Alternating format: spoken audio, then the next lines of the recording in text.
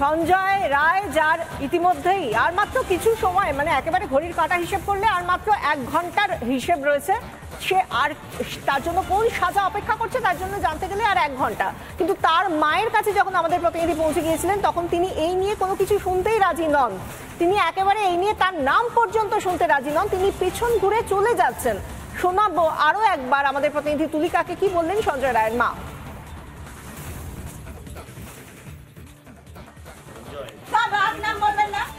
আমি না ও আমি ওকে চিনি না, না আমার কারো দরকার নেই, না আমার দরকার নেই। আর রোজ রোজ রোজ আমাদের সঙ্গে টেলিফোন লাইনে রয়েছেন বিজেপি রাজ্য সভাপতি এবং কেন্দ্রীয় মন্ত্রী সুকান্ত মজুমদার। আমরা সুকান্ত বাবুকে স্বাগত জানাবো এবং যে কনটেক্সটে আজকে আপনার সঙ্গে কথা বলছি সেটা সত্যিই খুব স্পর্শকাতর একটা জায়গা। সেখানে আমরা জানি একজন মানুষকে 1 ঘন্টার মধ্যে হয়তোবা মৃত্যুদণ্ডের সাজা শোনানো হতে পারে অথবা যাবজ্জীবন কারাবাসের সাজা শোনানো হতে পারে। এই নিয়ে, এই যে আজকের দিনের জাজমেন্ট, এই নিয়ে আপনার কি মত, আপনার কি প্রতিক্রিয়া? আমরা অনেকেরই প্রতিক্রিয়া পাচ্ছি, আপনার প্রতিক্রিয়া জানতে চাইব।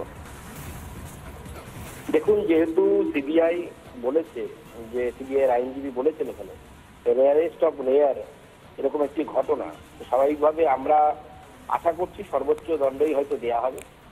কিন্তু বাংলার মানুষ মনে করছে যে 5 দিন কলকাতা পুলিশের হাতে পুরো তদন্তভারটা চললো, বিশেষ করে বিনীত গোয়েলের হাতে যতক্ষণ তদন্তভার ছিল, সেই সময় এমন কিছু ঘটনা হয়েছে যার ফলে বিচার হলো কিন্তু পুরোপুরি ন্যায়টা পাওয়া গেল না।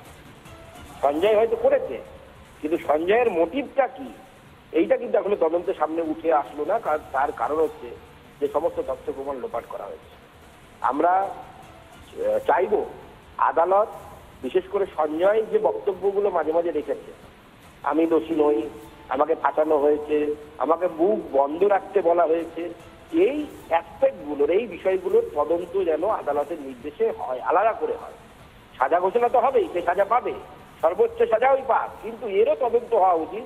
কেন সঞ্জয় বারবার এই কথাগুলো বলছে? এমনকি তার মুখে আমরা ডিজি পুলিশেরও নাম শুনেছি, রাজীব কুমারের নাম পর্যন্ত একসময় শুনেছি, তারও তদন্ত হওয়া উচিত।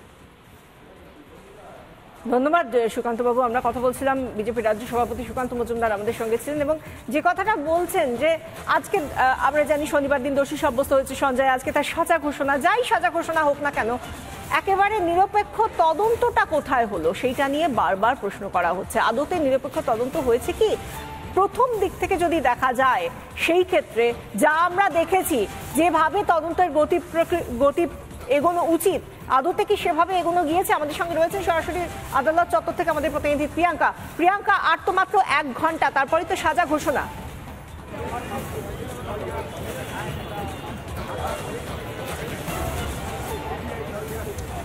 একেবারে বিষয়টা দেখো, ইতিমধ্যে বিচারকের তরফ থেকে যা জানানো হয়েছে 2:45 সাজা ঘোষণা করা হবে এজলাসের শিয়ালদা কোর্ট, সেই শিয়ালদা কোর্টের 210 নম্বর ঘর থেকে, এবং সেখানেই 2:45 সাজা ঘোষণা করবেন বিচারক অনির্বাণ দাস। সেক্ষেত্রে কি সাজা হবে সেদিকে নজর থাকবে। তার কারণ আজকে যখন সাজা সংক্রান্ত শুনানি চলছে তখন সঞ্জয়ের আইনজীবীর তরফ থেকে সর্বোচ্চ যেই সাজা, অর্থাৎ যে মৃত্যুদণ্ডের সাজা, সেই সাজার বিরোধিতা করা হয়। পাশাপাশি পরিবারের আইনজীবীর তরফ থেকে তারা দাবি করেন যে একমাত্র মৃত্যুদণ্ডই হতে পারে, সর্বোচ্চ সাজাই সঞ্জয়ের জন্য উপযুক্ত হতে পারে। পাশাপাশি সিবিআইয়ের আইনজীবী তিনিও নিজের বক্তব্য রাখেন। সেক্ষেত্রে সিবিআইয়ের আইনজীবীও এই পুরো ঘটনাটাকে রেয়ারেস্ট অফ দ্য রেয়ার ঘটনা বলে ব্যক্ত করেছেন এবং বলেছেন এই ক্ষেত্রে সর্বোচ্চ সাজা যদি ঘোষণা হয়, সেই ক্ষেত্রে যদি সর্বোচ্চ সাজা ঘোষণা হলে সমাজের কাছে একটা বার্তা যাবে, এমনটাই সিবিআইয়ের আইনজীবী বলেন। যদিও সঞ্জয়ের আইনজীবী স্পষ্ট বক্তব্য ছিল, তিনি আবেদন জানাচ্ছেন যাতে সর্বোচ্চ সাজা সংক্রান্ত যদি কোনো নির্দেশ আসে সেই বিষয়টি যাতে আদালত বিবেচনা করে। সঞ্জয় রায়কে আজকে প্রশ্ন করেছিলেন বিচারপতি, তার সাথে পরিবারের কেউ এই কদিন দেখা করতে গেছে নাকি? তো সেক্ষেত্রে সঞ্জয় জানান না, কেউ পরিবারের কেউ যায়নি, এবং সঞ্জয় আগের দিন যে বক্তব্যগুলো জানিয়েছিল সেই বক্তব্যই সে আজও আদালতে জানিয়েছে সে নির্দোষ, এমনটাই দাবি করেছে।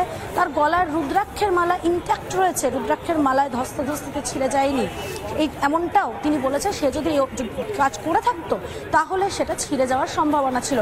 যদিও বিচারক সেই মুহূর্তে বলেন যে কি ঘটনা ঘটেছিল সেটা একমাত্র সঞ্জয়ের ব্যতীত অন্য কেউ ভালো বলতে পারবে না। তবে যা তথ্য প্রমাণ এবং অভিযোগের ভিত্তিতে যা তথ্য প্রমাণ এই মুহূর্তে আদালতে জমা পড়েছে তা বিচার করে দেখা গেছে সঞ্জয় দোষী। এবং আজকে সাজা সংক্রান্ত শুনানি, সঞ্জয়ের সাথে এর আগে 3 ঘন্টার বেশি কথা বলেছিলেন বিচারক।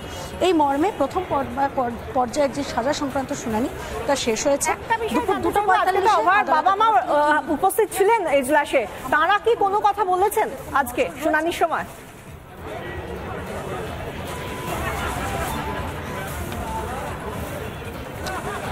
পরিবারের আইনজীবীর তরফ থেকে কথা বলা হয়েছিল। বিশাখা, অভয় আর বাবা মা তারা উপস্থিত ছিলেন এজলাসে এবং তারা সরাসরি কিছু না বললেও তাদের হয়ে পরিবারের আইনজীবী বক্তব্য পেশ করেছিলেন এবং বক্তব্য পেশ করার পর তাদের স্পষ্ট বক্তব্য ছিল যে যাতে সর্বোচ্চ সাজা দেওয়া হয় সঞ্জয়কে, যারা দোষী তাদের সকলকে যাতে উপযুক্ত সাজা দেওয়া হয়।